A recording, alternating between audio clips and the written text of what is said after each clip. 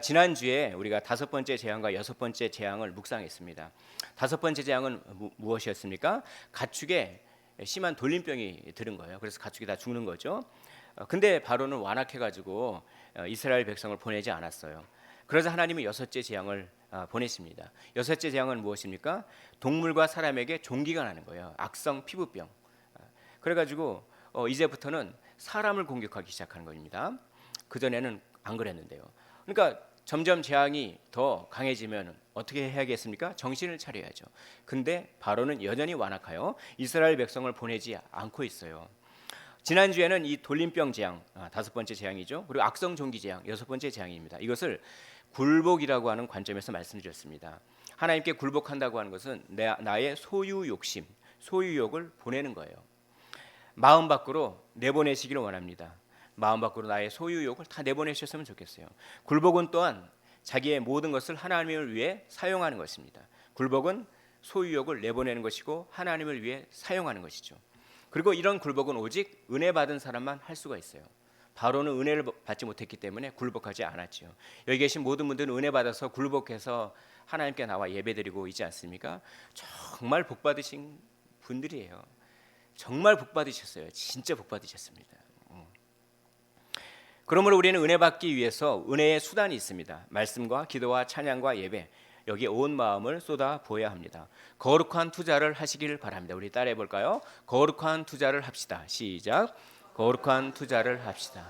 우리의 물질과 재능과 시간과 우리의 건강과 우리의 모든 것들을 거룩한 투자를 통해서 하나님께 굴복할 때 가짜 은혜는 없어지고 참된 은혜를 받게 되는 것입니다. 참된 자유와 행복을 얻게 되죠.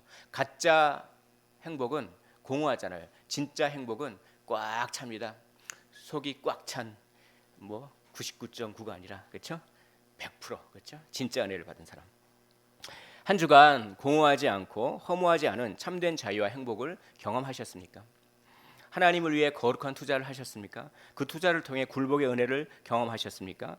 일평생 이런 은혜를 추구하시기를 주의 이름으로 축복합니다. 오늘은 다섯 번째 재앙과 여섯 번째 재앙을 다른 각도에서 묵상해 보려고 해요. 하나님은 악한 세력을 심판하시는 분이다라고 하는 것입니다. 동일한 재앙을 통해서 지난주에는 굴복이라고 하는 관점에서 우리가 살펴보았다면 오늘은 하나님의 심판이라고 하는 관점에서 살펴보려고 합니다. 이런 관점에서 오늘 본문을 묵상하면 참된 위로를 받습니다. 오늘 말씀을 통해서 참된 위로를 받으시기를 다시 한번 주의 이름으로 축복합니다. 우리가 영적인 눈을 떠야 됩니다. 영적인 눈을 뜨면 누가 보이나요? 하나님이 보이는 거죠. 하나님의 임재를 경험하셨으면 좋겠습니다. 그러나 영적인 눈을 떠서 하나님만 보는 것도 아니라 이것도 봐야 돼요. 영적인 눈을 떠서 뭘 또 봐야 될까요? 악을 볼 줄 알아야 돼요. 악을. 악한 세력의 정체, 악한 세력이 어떻게 활동하는지도 봐야 됩니다. 영적인 눈을 떠서요. 그래서 그 더 나아가서 그 악한 세력을 하나님께서 통제하시고 그리고 결국에는 하나님께서 그 악한 세력을 심판한다라고 하는 것까지 우리는 다 볼 줄 알아야 되는 거죠. 여러분, 사탄의 권세는 가공할 만한 위력, 우리에게 두려움을 줄 만한 위력이 있습니다. 그러나 하나님 앞에서는 아무것도 아니죠. 우리가 이 진리를 붙들기를 원합니다. 성경에서는 사탄의 권세가 대개 세 가지의 통로를 통해서 옵니다. 첫째는 바로와 같은 세상 권력자들을 통해서 사탄의 권세가 나타나요. 두 번째는 우상을 통해서 사탄의 권세가 나타납니다. 세 번째는 거짓 선지자를 통해서 사탄의 권세가 나타납니다. 하나님은 바로와 같은 세상 통치자들을 심판하시고 우상도 심판하시고 거짓 선지자도 심판하십니다. 그럼으로써 궁극적으로 악한 세력을 심판하시는 분이신 것이죠. 바로의 심판은 이제 출애굽기를 진행할수록 나중에 아주 드라마틱하게 나와요. 그러니까 오늘 본문은 우상에 대한 심판, 거짓 선지자에 대한 심판이 더욱더 강조되고 있습니다. 3절 보시겠습니다. 3절 제가 읽어보겠습니다. 여호와의 손이 들에 있는 네 가축 곧 말과 나귀와 낙타와 소와 양에게 더하리니 심한 돌림병이 있을 것이며 라고 말씀합니다. 지난주에는 소유욕의 관점으로 이걸 말씀드렸죠. 바로의 손으로 하나님의 백성 이스라엘을 꽉 잡고 있으니까, 그래서 안 보내고 있으니까 하나님도 하나님의 손으로 바로의 소유물인 가축을 꽉 잡고 계시는 거죠. 이렇게 소유욕의 관점으로 지난주에는 이거를 살펴봤어요. 오늘은 우상을 심판하시는 하나님이다. 라고 하는 관점으로 이것을 살펴보겠습니다. 여기 많이 나오잖아요. 가축이. 그 가축 중에서 말과 나귀와 낙타와 그 다음에 뭐가 있나요? 소가 있죠. 이 소는요 애굽에서 굉장히 주요한 우상 중에 하나예요. 소와 관련된 신들이 이런 신 저런 신 꽤 많습니다. 그러니까 정말 그 이스라엘 백성이 나중에 모세가 십계명을 받으려고 40일 동안 올라갔잖아요. 모세가 안 나타나니까 조급하잖아요. 아니 모세가 안 나타나면 우리를 돌봐줄 신이 없는 것 아니야? 그러면 외적들이 쳐들어오면 어떡하지? 막 마음이 그냥 조급하고 불안증이 생겼어요. 그러니까 빨리 신을 만들어라. 그 신을 만든 게 뭡니까? 소의 형상이잖아요. 우상이잖아요. 그러니까 뭐냐면 익숙한 거예요. 애굽에 살 때 소라고 하는 신들이 너무나 주요한 신이기 때문에 익숙해가지고 그 애굽 사람들이 소의 신을 섬기는 걸 많이 보고 아마 거기에 동참했을 것 같아요. 섬기는 버릇이 있을 거예요. 버릇이 얼마나 무섭습니까? 이게 버릇이라고 하는 게 습관이 우리 인생이잖아요. 습관은 곧 우리 인생입니다. 습관들이 다 합쳐지면 지금의 나잖아요. 그러니까 버릇이 얼마나 무서운지 이게 결정적인 순간에 자기 버릇대로 나온다고 결정적인 순간에 하필이면 그 많은 형상 중에서 소의 형상 그걸 만들어가지고 이게 여호와다 이게 하나님이다 라고 할 정도로 소라고 하는 것은 이집트에서 굉장히 주요한 우상이었어요. 근데 그 우상이 힘이 하나도 없이 팍팍 쓰러지는 거예요. 돌림병에 의해서. 우상은 헛된 것이죠. 우상은 아무 힘이 없습니다. 하나님은 그런 우상을 어떻게 하시는 분입니까? 심판하는 분이세요. 좀 강하게 말하면 하나님은 우상을 쓰러뜨리시며 우상을 죽이시는 분이에요. 우상은 대체물입니다. 하나님을 대체하는 거예요. 사탄의 고도의 전략이죠. 사람들은요 의지할 대상이 필요해요. 사랑할 대상, 위로받을 대상 그런 대상이 필요하죠. 또 두려워할 대상, 섬길 대상도 사람들은 필요해요. 왜냐하면 사람에게는 영혼이라고 하는 게 있어서 그래요. 영혼이라고 하는 것이 있는 인격체, 그게 하나님의 형상이잖아요. 하나님의 형상이 우리 안에 영혼이 있는 인격체다 이런 뜻이거든요. 그래서 사람은 교제해야 돼요. 사람은 사귐을 통해서 안정감을 누립니다. 만약에 홀로 외로워 있으면 얼마나 힘들까요? 뭐 교제가 있어야 되고 사귐이 있어야 되는데 혼자 있어요. 그래서 미국에서 조사했잖아요.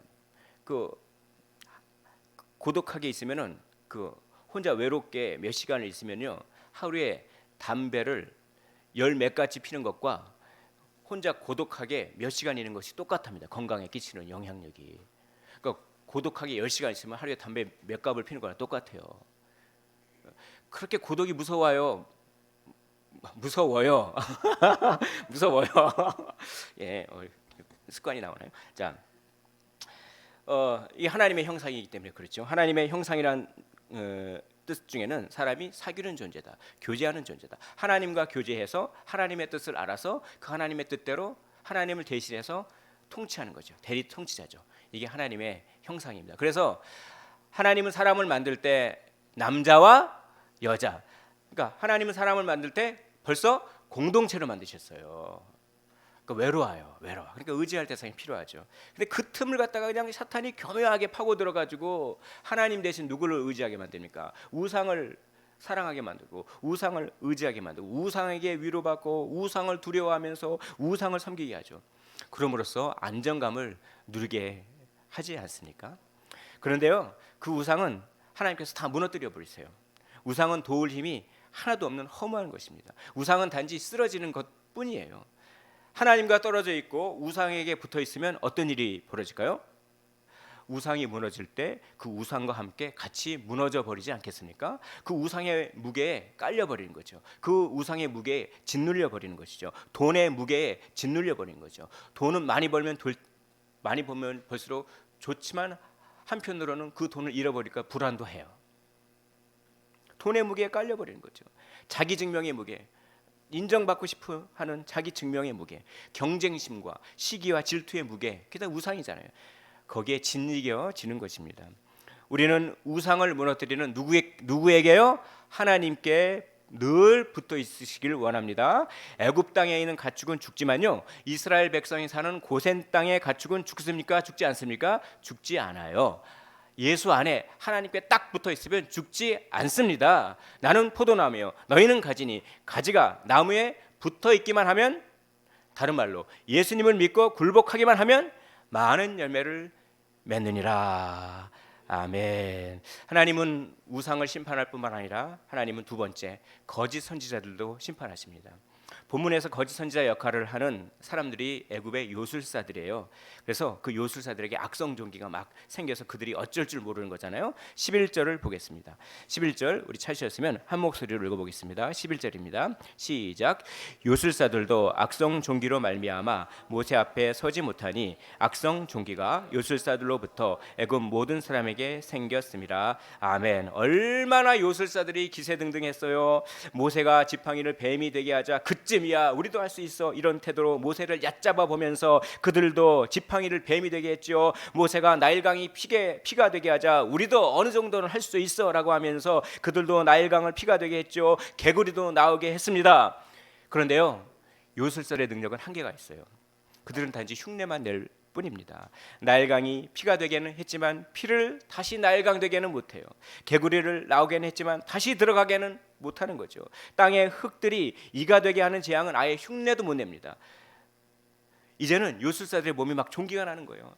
그들이 심한 피부병으로 괴로워하면서 모세 앞에 서지도 못하는 것입니다.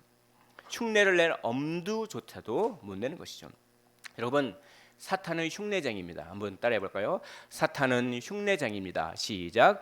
사탄은 흉내쟁이입니다. 얼마나 흉내를 잘 내는지 모르겠습니다. 성경에 보면요, 마귀가 광명한 천사의 모습으로 등장합니다. 천사 흉내 내는 거죠. 속이는 거죠. 심지어 하나님 흉내를 내죠. 하나님은 삼위일체이시잖아요. 근데 요한계시록에 보면 마귀가 삼위일체 하나님이 흉내내요. 하나님은 성부, 성자, 성령 삼위일체이신데 마귀도 용, 바다에서 올라온 짐승, 땅에서 올라온 짐승, 삼위일체를 흉내낸다니까요. 용은 사탄이죠. 바다에서 올라온 짐승은 권력자들, 정치, 경제 세력들, 권력자들이에요. 그리고 땅에서 올라온 짐승은 거짓 선지자들, 사람들을 선동하는 거짓 선지자들이죠. 마귀는 이 간교한 흉내를 내는데요, 그 흉내 내기에 속으면 안 되는데 참 거기에 많은 사람들이 속아 넘어가요. 그래서 선한 것을 악하다고 하고 악한 것을 선하다고 합니다. 성경의 진리를 구태의연하고 구시대적인 것으로 낙인 찍어버려요. 자기 감정을 최대한 존중하고 느낌 가는 대로 최대치의 자유를 누리라고 합니다. 성경은 인간의 자유를 억압하는 독소 조항이죠. 하나님은 소수자 인권을 무시하는 아주 억압적이고 사랑이 없는 무자비한 존재로 비난받습니다. 성경은 교회가 자기의 세력 그리고 기득권을 유지하기 위해서 꾸며낸 책이라고 합니다. 그리고 이 과학의 시대에 성경의 기적을 믿는 것이 비합리적이고 세뇌당한다, 교회에서 세뇌당한다, 그건 믿음이 아니다, 이렇게 얘기하는 거죠. 그리고 인간들이 자기의 종족을 보호하고요, 위로를 받고요, 또 이렇게 자기의 필요 때문에 오히려 신을 만들어낸다고 해요. 자기의 결속력을 유지하기 위해서 신을 만들어낸다고 합니다. 그러니까 뭐 완전히 거꾸로죠. 창조론은 비과학적이기 때문에 배울 가치가 없고, 지금 창조론을 배우는 학교가 있나요? 창조론을 안 배워요. 전부 진화론을 배워요. 학생들이. 동성애가 인권이다라고 배워요. 초등학교 교과서에 그렇게 배워요. 그러니까 뭐 하나님이 인간을 창조한 것이 아니라 거꾸로죠. 거꾸로 인간이 자기의 필요에 의해서 하나님을 창조한다, 이렇게. 그리고요, 뭘 흉내내느냐? 전지전능하심을 흉내냅니다. 과학의 발달을 통해서, 과학이라고 하는 것은 좋은 것이지만 거짓 선지자 역할을 톡톡히 합니다. 그래서 막 전지전능을 막 그렇게 흉내내는데요, 인간은 많은 데이터를 집적합니다. 반도체 기술이 얼마나 발달했는지 모르겠습니다. 많은 정보를 알게 되었습니다. 그래서 앞으로도 더 많은 정보를 알게 될 것입니다. 끊임없이 발전해서 무한한 지식을 확장할 것입니다. 그래서 전지하다, 이런 겁니다. 하나님 흉내를 내는 거죠. 영생도 흉내를 내요. 영생. 그러니까요, 그 어떤 사람의 기억을 다 클라우드라고 하는 곳에 어떤 사람의 기억을 다 저장해요. 그런 다음에 인공지능 AI 기술로 그 사람의 살아생전의 모습을 쫙 불러옵니다. 불러오고 줄기세포와 같은 그런 뭡니까, 생물학적 기술을 다 동원해서 그럴듯하게 영생을 막 비슷한 것을 구현하려고 해요. 흉내내는 거죠.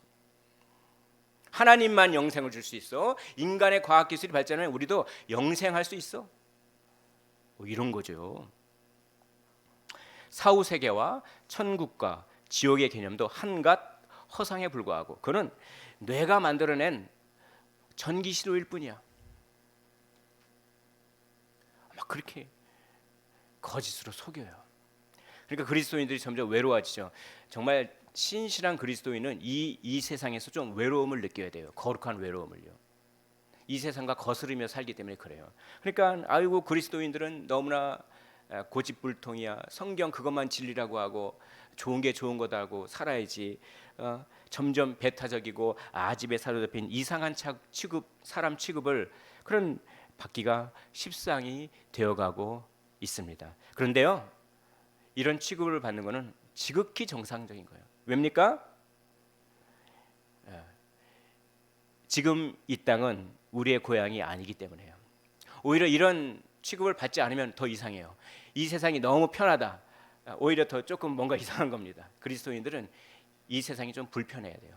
그래서 지금 이 세상에는 우리가 거할 영원한 집이 없고 비록 우리가 이 땅에 살아도 우리의 시민권은 하늘에 있다. 빌립보서 3장 20절을 제가 읽어드리겠습니다. 그러나 우리의 시민권은 하늘에 있는지라 거기로부터 구원하는 자 곧 주 예수 그리스도를 기다리노니. 아멘. 우리는 누구를 기다립니까?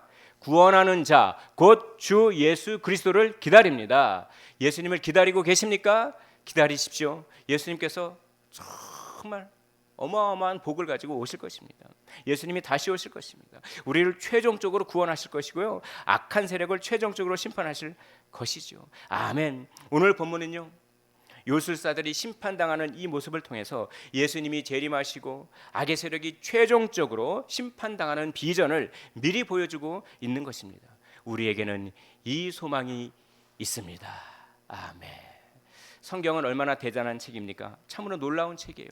40여 명의 저자가 1600년에 가까운 기간에 걸쳐서 기록했지만 성경은 놀라운 통일성과 총체성을 보입니다. 구약 성경의 두 번째 책인 출애굽기와 신약 성경의 마지막 책인 요한계시록이 이처럼 잘 어울려요. 성경은 하나님의 감동으로 쓰였기 때문에 그렇습니다. 디모데후서 3장 16절 모든 성경은 하나님의 감동으로 된 것으로 교훈과 책망과 바르게 함과 의로 교육하기에 유익하니. 아멘. 눈에 안 보이는 하나님은 어떻게 믿습니까? 전도하다 보면 그러잖아요. 하나님이 눈에 안 보이는데 어떻게 믿어요? 그러면 이순신 장군이 있었다고 하는 것은 어떻게 믿습니까? 이순신 장군 눈에 봤습니까? 이순신 장군이 있었고 외적을 무찔렀다고 하는 사실은 어떻게 믿습니까? 우리는 기록된 역사를 통해서 믿는 거예요. 우리는 기록된 성경을 통해서 하나님을 믿습니다. 기록된 성경의 그 탁월성을 통해 우리는 하나님의 존재를 믿습니다. 우리는 단지 역사적인 사실을만을 믿지 않습니다. 거기서 더 나아가 기록된 성경을 읽을 때 눈에 보이지는 않지만 성령께서 역사하셔서 하나님이 우리 주인이 되신다. 하나님이 우리를 사랑하신다. 나와 하나님은 깊은 관계가 있다. 라고 하는 믿음을 얻게 되는 거예요. 이것을 인격적인 믿음이라고 합니다. 우리 한번 따라해 볼까요? 인격적인 믿음을 가집시다. 시작. 인격적인 믿음을 가집시다. 단지 예수라고 하는 인물이 살았었다, 2000년 전에 살았었다, 기적을 베풀었다, 이런 역사적인 사실만을 믿는 것으로는 구원받지 못합니다. 이 인격적인 믿음이 있을 때에야만 예수님이 우리 주님이고 우리를 사랑하시고 나와 함께 계신다, 나는 예수님과 뗄래야 뗄 수 없다라고 하는 마음의 강한 확신, 이런 인격적인 믿음이 있어야만 구원을 받는 것이죠. 17절 보겠습니다. 17절 우리 17절이 아니라 7절이죠. 7절 보겠습니다. 7절 우리 한 목소리를 읽어보도록 하겠습니다. 7절입니다. 시작.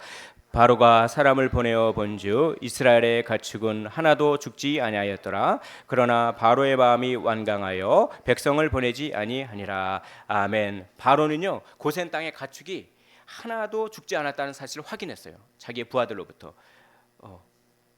그러나 마음이 완악하여서 순종하지 않은 것이죠. 바로는 하나님의 능력을 알았습니다. 그러나 하나님을 믿지는 않은 거죠. 하나님이 능력 있는 분이라고 하는 것을 그 사실적으로는 믿었어요. 그런데 인격적인 믿음은 없었던 거죠. 귀신도 마찬가지입니다. 복음서에 보면요, 귀신들은 예수님이 하나님의 아들이라고 하는 사실을 알았어요. 심지어는요, 예수님이 자기들을 지옥에 보낼 것이라고 하는 것을 알았어요. 그리고 막 예수님 앞에서 두렵고 벌벌 떨었습니다. 그러면 회개하고 믿어야죠. 그럼 구원받는데. 근데 믿지 않는 거예요. 믿지 않는 거예요. 귀신들은 이렇게 말합니다. 당신과 우리가 무슨 상관이 있습니까? 자기를 지옥 보낼 뿐이라고 하는 것을 알면서도 이렇게 말한다니까요. 회개를 안 해요. 지옥에 있는 존재들은 회개를 안 합니다. 저 같으면 지옥에 있어서 막 형벌 받으면 그때라도 정신 차리고 하나님께서 이렇게 무서운 형벌을 예비해 놓으셨구나. 이거 회개합니다. 그렇게 안 돼요. 마음이 완악해서 형벌을 받으면서도 하나님을 저주하는 것이 바로 지옥이에요. 그 믿음은요, 기적을 봤다고 생기는 게 아니에요. 믿음은 오로지 선택받은 자, 은혜 받은 자만이 생기는 겁니다. 여기 계신 분은 정말 너무나 복받은, 진짜 복받은 사람이에요. 천에 하나 만에 하나 선택받아서 믿음을 가지셨잖아요. 진짜 정말 복받았습니다. 저도 복받았습니다. 우리 모두 다 복받았습니다. 우리는 이순신 장군에 관한 역사적인 사실을 믿습니다. 그러나 그분을 인격적으로 믿지는 않죠. 그러나 우리는 예수 그리스도를 구원의 주님으로 믿으며 재림하셔서 우리를 괴롭히는 악한 세력을 심판하시는 심판의 주님으로 믿으며 우리를 사랑하시고 우리와 연합하고 계신 분으로 믿습니다. 아멘. 그분을 인격적으로 믿는 것이죠. 하나님은 악한 세력을 심판하십니다. 그 이유는 하나님의 영광을 위해서입니다. 12절 보겠습니다. 그러나 여호와께서 바로의 마음을 완악하게 하셨으므로 그들의 말을 듣지 아니하였으니 여호와께서 모세에게 말씀하신과 같더라. 하나님은 왜 바로를 완악하게 하십니까? 왜 바로의 완악함을 막지 않으십니까? 하나님의 영광을 위해서예요. 흑암이 깊을수록 빛은 더 밝게 빛나는 법입니다. 바로가 완악할수록 하나님의 권능은 더욱더 찬란하게 빛나기 때문입니다. 창세기에 보면 이상한 게 있어요. 창세기에 보면 하나님이 빛을 창조하시기 전에 흑암을 먼저 창조하세요. 어둠을 빛보다 먼저 창조하십니다. 하나님이 질서를 창조하시기 전에 무질서를 먼저 창조하세요. 그래서 창세기 1장 2절에 보면 땅이 혼돈하고 공허하며 흑암이 깊음 위에 있고 하나님의 영은 수면 위에 운행하시니라. 땅이 혼돈하고, 벌써 무질서죠. 공허하며 흑암이 깊고 암흑이죠. 그러니까 빛을 창조하기 전에 어둠이 먼저 창조되고 질서가 창조되기 전에 무질서가 먼저 창조되는 거예요. 그런 다음에 창세기 1장 3절에 하나님이 이르시되 빛이 있으라 하시니 빛이 있었고. 왜 이렇게 창조하셨을까요? 왜 처음부터 빛을 먼저 창조하지 않으셨을까요? 우리는 하나님의 뜻을 다 알 수 없습니다. 그러나 어두움 후에 빛을 창조하시고 무질서 후에 질서를 부여하심으로 하나님의 솜씨가 밝게 나타나는 거죠. 하나님의 영광이 찬란하게 드러나는 것입니다. 하나님은 악한 세력의 활동을 오래 참으세요. 그 악한 세력의 활동이 최절정에 이르기까지 기다리셨다가 심판하심으로써 공의로우신 하나님의 영광, 하나님 자신의 영광이 밝히 드러나시는 거죠. 하나님은 자신의 영광을 위해서 악한 세력을 심판하시지만 또한 우리의 구원을 위해서도 악의 세력을 심판하십니다. 10절을 보겠습니다. 10절도 함께 읽겠습니다. 시작. 그들이 화덕의 재를 가지고 바로 앞에 서서 모세가 하늘을 향하여 날리니 사람과 짐승에게부터 악성 종기가 생기며. 왜 화덕의 재를 날려서 악성 종기가 생기게 합니까? 그냥 물을 한 줌 집어서 던져라 그럴 수도 있고 흙을 한 줌 집어서 던지라고 해요. 왜 하필은 화덕의 재입니까? 이 화덕의 재를 보면요, 그 화덕이 벽돌 굽는 거잖아요. 그럼 이스라엘 백성은 벌써 그 화덕만 보면 트라우마가 있어요. 트라우마. 그러니까 오늘 할당량을 채우기 위해서 그냥 채찍질을 맞아가면서 벽돌을 구해야 되잖아요. 그 화덕을 보면서 내가 저렇게 고생했고. 그러니까 뭡니까? 하나님이 원수 갚아주시는 거예요. 원수 갚아주시는 거예요. 참 하나님, 그렇죠? 우리를 위해서 싸워주시는 분인 줄 믿으시기를 원합니다. 하나님께서 이렇게 말씀하시는 거예요. 바로야, 너희들이 화덕을 사용해서 내 백성을 괴롭혔느냐? 나도 화덕을 사용해서 너의 백성을 괴롭힐 것이다. 나는 내 백성의 원수를 갚을 것이다. 왜냐하면 나는 내 백성을 사랑하니까. 이것이 하나님의 뜻입니다. 하나님은 우리를 사랑하십니다. 어느 정도까지요? 이처럼 사랑하시죠. 자기 아들을 십자가에 내주시기까지요. 우리를 사랑하신다고 하는 것이 하나님의 변함이 없는, 결코 변할 수 없는 하나님의 뜻인 줄 믿으시기를 원합니다. 하나님은 자신의 영광을 위해서뿐만 아니라 우리의 구원을 위해서도 악의 세력을 심판하시는 분인데, 사실 이것은 다른 게 아니라 같은 거예요. 하나님이 우리를 위해서 악을 심판하심으로써 하나님의 사랑이 탁월하게 나타나고 그것이 다시 하나님의 영광을 증가시키기 때문에 그렇습니다. 하나님이 우리의 구원을 위해 악을 심판하는 것이 곧 하나님의 영광을 위한 일이 되는 것이죠. 하나님이 우리를 위해서 악을 심판하심으로써 자신을 위해서 악을 심판하게 되는 것입니다. 모두 하나님의 영광을 위해서죠. 먹든지 마시든지 무엇을 하든지 우리는 다 하나님의 영광을 위해서 살아야 됩니다. 십자가에서 이 원리가 가장 최고적으로 드러납니다. 하나님은 공의의 하나님으로 죄인을 심판하셔야 했습니다. 그러나 하나님은 사랑의 하나님이므로 우리를 심판하는 것을 원치 않으셨습니다. 모순과도 같은 이것을 하나님은 어떻게 해결하셨습니까? 자기 아들을 우리 대신 십자가에 심판하시고 다시 살리심으로써 해결하셨어요. 자기 아들을 십자가에 달리게 하시기까지 하나님은 공의로운 분이며 자기 아들을 십자가에서 심판하심으로써 그 대가로 예수 믿는 우리를 용서해 주시기까지 하나님은 사랑이 넘치시는 분입니다. 예수님의 십자가는 하나님의 공의와 하나님의 사랑의 탁월함을 밝히 보여줍니다. 그래서 하나님의 아름다운 영광이 그 빛이 찬란하게 빛나는 거죠. 이 시간 우리를 사랑하시고 우리를 구원하신 그 하나님께 영광의 박수를 올리도록 하겠습니다. 하나님 찬양합니다. 영광을 받아주옵소서. 하나님은 우상을 심판하십니다. 우리가 의지하는 우상을 버리시기를 원합니다. 하나님은 거짓 선지자들을 심판하십니다. 우리가 무엇에 속고 있는지 돌아보기 원합니다. 세상의 가치관이나 우리의 감정에 속고 있지는 않습니까? 궁극적으로 하나님은 악의 세력을 심판하십니다. 자신의 영광과 우리의 구원을 위해서 심판하십니다. 그럼으로써 우리는 무엇을요? 우리는 승리를 얻었습니다. 아멘. 우리의 공로는 전혀 없습니다. 모두 예수님의 공로입니다. 이스라엘 백성 그저 고센 땅에서 가만히 있기만 했습니다. 아무것도 한 게 없습니다. 그러나 그들의 땅에는 가축이 죽지 않았고 종기가 생기지도 않았습니다. 그들의 땅에는 죽음이 아니라 생명이 넘쳐 흘렀습니다. 악한 세력으로부터 구원과 자유를 얻었고 그 세력을 어떻게 했습니까? 이겼습니다. 마찬가지로 우리는 그저 예수 안에 있기만 했기 때문에 최후 승리를 얻은 것입니다.